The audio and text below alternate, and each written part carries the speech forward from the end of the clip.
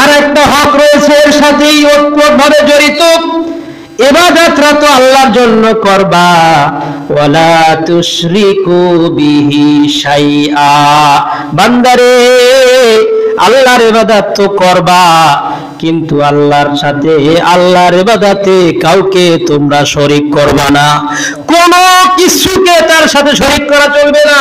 ওয়ালা তুশরিকু বিহি শাইআ, তোমরা আল্লাহর সাথে কোনো কিছুকে শরীক করবা না। আল্লাহর হক রয়েছে।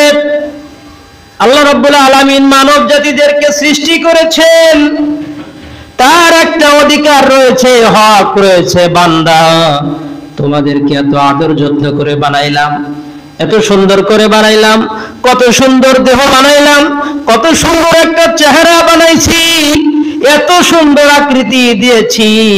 আল্লাহ পাক বলেন, লাকাদ খালাকনাল ইনসানা ফি আহসানি তাকওয়িম। অবশ্যই আল্লাহ পাক 3-4টা বস্তুর কসম খেয়ে বলেন, অবশ্যই মানব জাতিদেরকে আমি সবচাইতে ভালো রূপ, উত্তম আকৃতি দিয়ে সৃষ্টি করেছি। সুবহানাল্লাহ। সবচাইতে ভালো রূপ, গঠন, সৌন্দর্য দিয়া সৃষ্টি করেছেন আল্লাহ তাআলা মানুষদেরকে। কেন? তার একটা অধিকার আছে। আল্লাহ রাব্বুল আলামিনের সেই হকটা হলো, তিনি বলছেন, ওয়া'বুদুল্লাহা ওয়ালা তুশরিকু বিহি শাইআ। আমার একটা হক রয়েছে, তোমরা একমাত্র আল্লাহর ইবাদত করবা। এটা হচ্ছে আল্লাহর হক। বান্দার প্রতি আল্লাহর যে হক রয়েছে, প্রথম হকই হচ্ছে ওয়া'বুদুল্লাহ, তোমরা আল্লাহর ইবাদত করবা।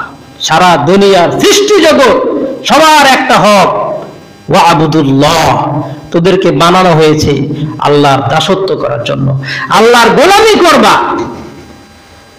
আর একটা হক রয়েছে এর সাথেই ওতপ্রোতভাবে জড়িত, ইবাদতটা তো আল্লাহর জন্য করবা, ওয়ালা তুশরিকু বিহি শাইআ, বান্দারে আল্লাহর ইবাদত তো করবা কিন্তু আল্লাহর সাথে আল্লাহর ইবাদতে কাউকে তোমরা শরীক করবা না, কোনো কিছুকে তার সাথে শরীক করা চলবে না।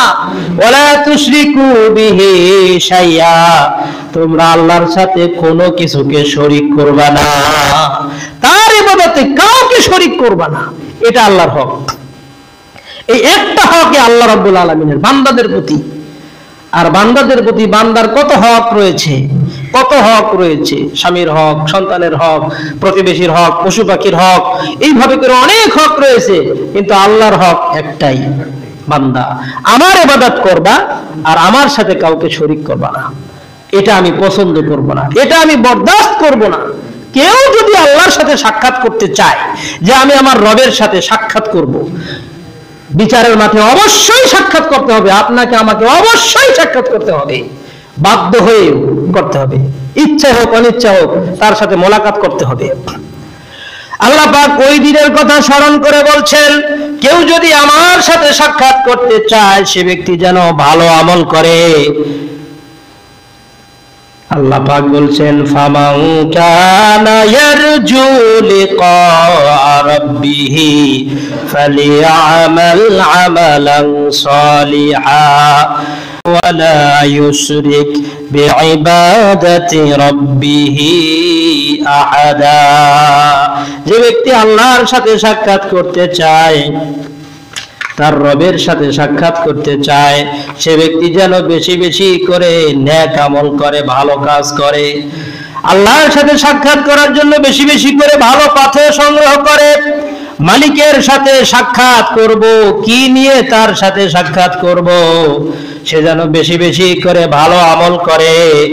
আর ওয়ালা ইউশরিক বিইবাদাতি রাব্বিহি আহাদা, তার রবের সাথে তার ইবাদতে যেন কাউকে শরীক সাব্যস্ত না করে। আল্লাহর সাথে সাক্ষাৎ করতে হলে এটা করতে হবে। এক নম্বরে আল্লাহর হক, আল্লাহর ইবাদত করা। আর আল্লাহর ইবাদতে কাউকে শরীক করা যাবে না। ওই যে গতকালকে বলেছিলাম, মানত করা একটা ইবাদত, কসম করা একটা ইবাদত। মানত করা যদি আল্লাহর ইবাদত হয়, তাহলে এখানে কি বলছেন, তোমরা আল্লাহর ইবাদত করবা, তাহলে মানতরা কার নামে হবে? মানত করা যদি আল্লাহর ইবাদত হয়, মানতরা কার নামে হবে? কসম করা যদি আল্লাহর ইবাদত হয়, কসমটা কার জন্য হবে? তাহলে কেন কোন সন্তানের কসম, স্বামীর কসম, মায়ের কসম, বাবার কসম, এগুলো কেন? এগুলো তো শিরক। মানতরা কেন করেন? কবরে মানত করলাম, কেন করলেন? মাজারে মানত কেন করেন? এটা তো শিরক। একমাত্র আল্লাহর নামে মানত করব, একমাত্র আল্লাহর নামে কসম করব, একমাত্র আল্লাহকে সেজদা দিব, একমাত্র রব্বুল আলামিনের জন্যই আমরা দান সদকা করব।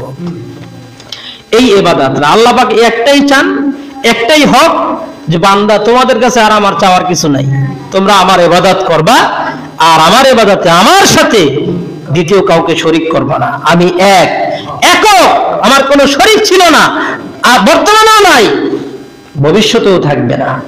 তাহলে আমার সাথে কেন শরীক করো? আমার ইবাদতটাকে কেন ভাগ করে দাও? ইবাদত আমার জন্য করবা, দান আমার জন্য করবা, সদকা আমার জন্য করবা, কসম আমার জন্য করবা, কেন সেগুলো মানুষের নামে করো? কবরের নামে কেন করো?